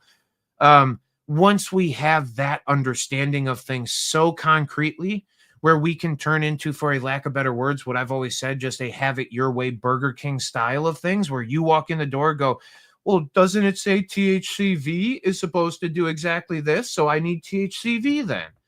Well, until those days exist, let's not let perfection be the enemy of good. It's words that I think Aaron has always said, like, yeah, don't let perfect become the enemy of good.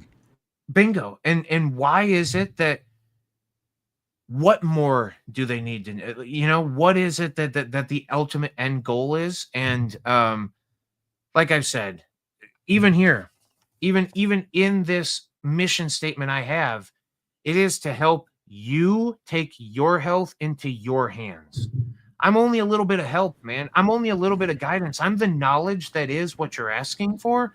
A lot of this has to be done under your will. A lot of this has to be done with a journal by you in your private time. And it is more of an exploration at times than a direct science.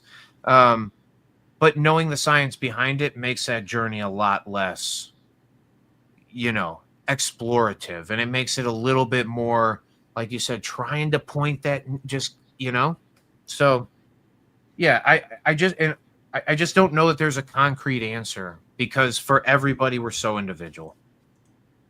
Yeah. Well said.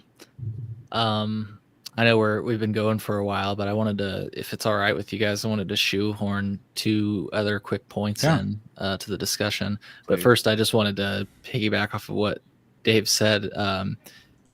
I'll just put it in it. I'll speak for Dave in saying that, you might have some symptoms for your condition to make you feel better. That is his mission. Sorry, I fucking love that song. Like, I seriously sometimes will go back and play it again and just like dance and listen to it. But I was just saying that to make you laugh. That's awesome. So just it won't even cost you a quarter. It won't even cost you a quarter. Beat drop. Boom, boom, boom, boom. Yeah, it's just like it is. Yeah. It is always a dance party in chat once Conditional Cannabis Corner happens. Yeah, dude. I mean, fuck it. We should play it before we go. But I just wanted to give a selfish plug for this article that I wrote. I'm displaying it on my screen right now because, part of what we do, we were talking about education, and I had pulled this up earlier because we were talking about product quality and everything else. Part of what I at least try to do with some of the things I do is show you how I do it and why I do it. So I wrote this article in 2023, which is hard to believe. This is almost 2 years ago at this point. I was inspired by this site called grownin.com. They used to do a lot of reporting on cannabis issues. They kind of do different things nowadays. They do still exist, so you can find them.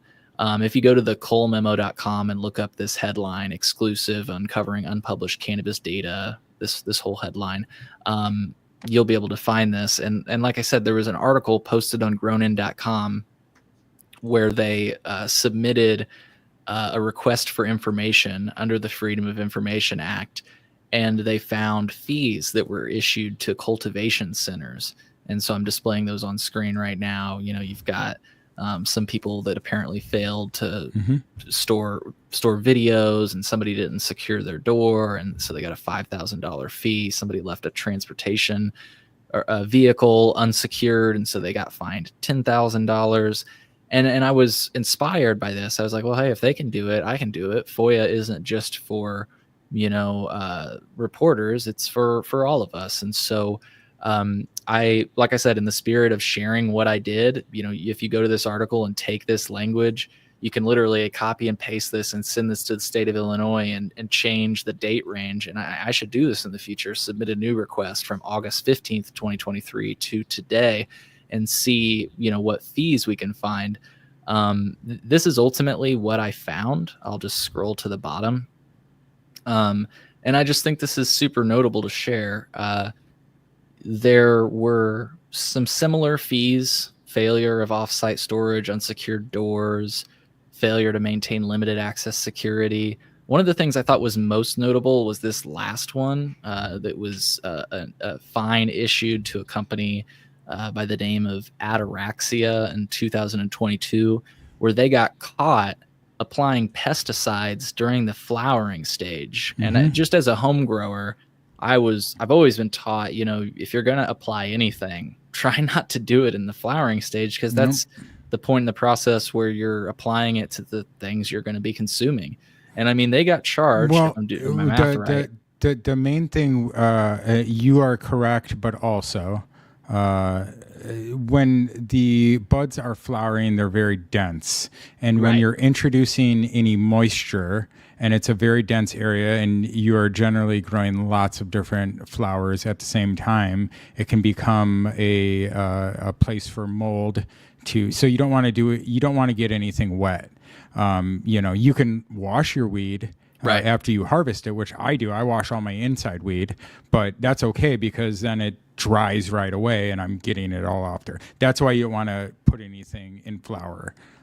There are some things you can do, but I mean, generally it's, as a rule, you want to, keep your flowering cannabis dry. Yeah. So not only did they get caught applying pesticides during flowering stage, but they didn't update and maintain their pesticide logs. This is the violation description from the state of Illinois.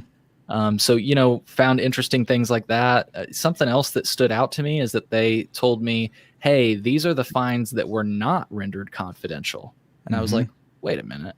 Because Which one of the ones things were confidential. Right, exactly. And one of the things I learned during that Chicago Sun-Times investigation that we spoke about earlier is that the state of Illinois makes recall data confidential, but also you can go through what's called the consent order process in this section of the law and render your fines confidential. And I said, okay, let me see the fines that were confidential. And they said, well, Cole, those are confidential, so we can't show you that. And I said, okay, get it. Reached out to the Attorney General of the state of Illinois, which, by the way, folks, that didn't cost me a dime. That's what your tax dollars go for. And the Attorney General sent a letter to the state of Illinois saying, hey, we talked to this guy and all he wants to see, here's the actual letter from the Attorney General that was sent on my behalf. Hey, this guy just wants to see, can you give him some blacked out, just black it out, like the JFK files, right? Yep. And so that's what they did for me. You can see two people, I guess, and I don't know if they're different people. It looks like perhaps it might have been because the length of their name is longer than the other. But two people had been issued fines of $10,000 and $15,000. Now, what happened? And I don't know. Your guess is as good as mine. But this inspires me. I need to get back to doing that. But I just bring this up because I want to inspire people. You can do this too. If you want to know more about what's going on behind the scenes, this is something you can do, and you can take all this language. The reason I pasted my correspondence with the state is so that you could say, hey, I read on the ColeMemo.com that you fulfilled this request in the past. I appreciate your commitment to transparency. I am submitting a similar request. And you can get that data for yourself. And if you do that, please share it with me and I'll publish it. Like I said, I plan to do it now that it came back up. But if you beat me to it, let me know and I'd happily publish your work. And then I said I wanted to mention two things. The second thing is very quick. It's my manifesto. ColeMemo.com/mini-doc. It's a miniature documentary that I made. And if you're listening this far into the episode, you obviously care about cannabis policy. And it's about Illinois cannabis policy, but it really could be applied to any state. A lot of the shortcomings we have in our state are similar to other states. And thank you. Yeah.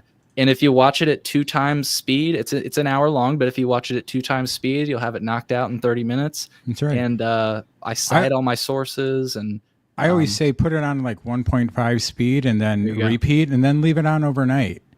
That's what I definitely always say. Yeah. So free to stream. And like I said, I put a lot of work into this because sometimes when people ask me, it's kind of the question we had earlier. Cole, why are you so negative? Why are you so upset? Watch this mini documentary and you'll understand it. And I encourage you, again, I'm in the spirit of full transparency. You're scrolling through the bibliography right now. I cite all of the sources. So if you want to make a better mini documentary or piggyback off of that or whatever, or just, see the full context in the reports. I'm still scrolling, people. Look at that. Yeah, like I said, while it's an hour long, I think I put over a year of work into it. Refining, and thank you to the folks that attended, private screenings to give me feedback. Yeah.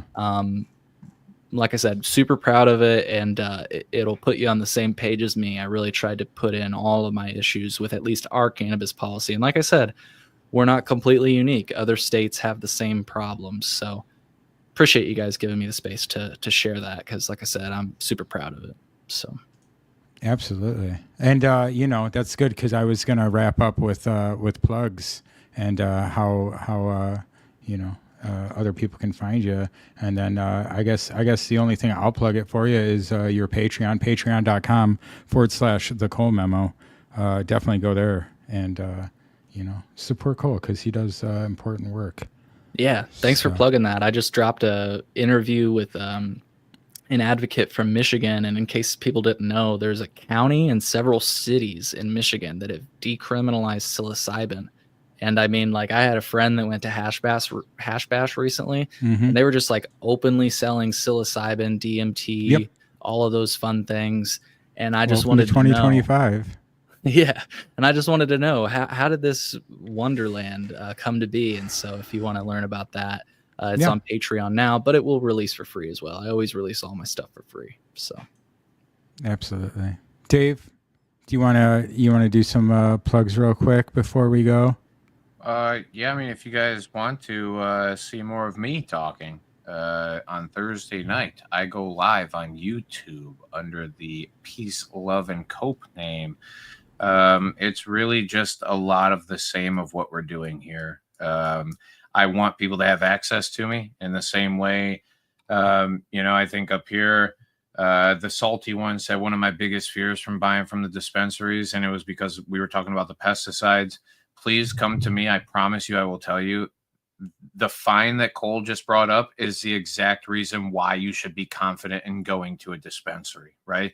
If there's anything that the state does to regulate and to make sure, when they hold people accountable for some of those things, and that's why I said across the board, cannabis could have been the best in Illinois, period, because the regulations are so tight and so tough, and their willingness to pesticide or heavy metals or whatever just isn't there. It's very kind of tight in that, and people are held accountable. They're fined. I think that fine that Cole brought up was $65,000. So I don't care how much money they make selling how many, whatever they sell. Sounds like hundreds. $65,000 is not chump change. Hundreds of infractions there. Yeah, and so come on, ask me questions, bring those same concerns, because much like Cole said, though there is an anger towards, and it's not really an anger towards the market at times, it's because I want everybody to be as transparently understood of what they could get themselves into. And then I promise you there's great success at the end of the rainbow, though. There's really good for everybody. So sick. Awesome. Well, as far as plugs for me, supportdopepeople.com. Come check us out. Check out the premiere of our episode 94 tomorrow on YouTube. 12:15 Central Time.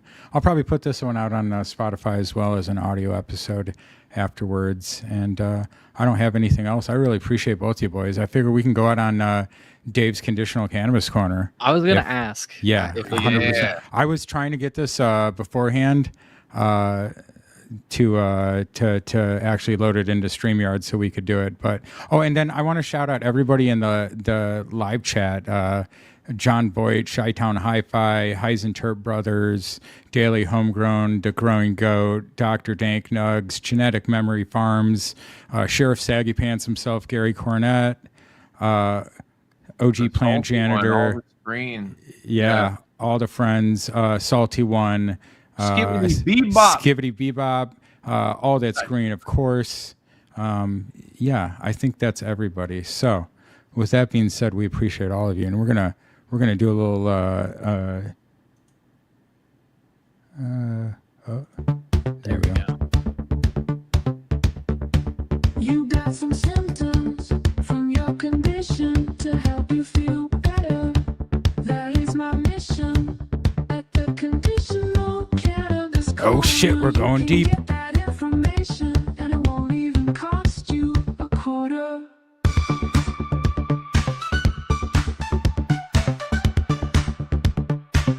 I mean, goddamn. All right. All right. I mean, goddamn. Yeah. It That's is super about- fun. That is super fun. Shout out to Dave. You can catch him on Thursdays doing stuff like that on his page. So, hell yeah. I guess for everybody, we love you all. Smoke weed every day. Yeah. Peace. And Thanks, we friend. better do this again. This was Oh, so fun. Oh, Yeah, it's- let's keep right doing it now. continue to do this. I mean, we made a 3 dope dude. Bro, that Yeah. song. yeah. Anyway. Yeah. That was Don't worry. I was not expecting that. That was cool. All right. Yeah. It's gonna It's get going to better. get refined still. I wasn't as impressed with it. We literally took it to like 3 minutes before you jumped in. I was like sending him the file still. It's got to be refined, but it will Yeah. be. It'll be nice. Oh yeah. Cheers, everybody.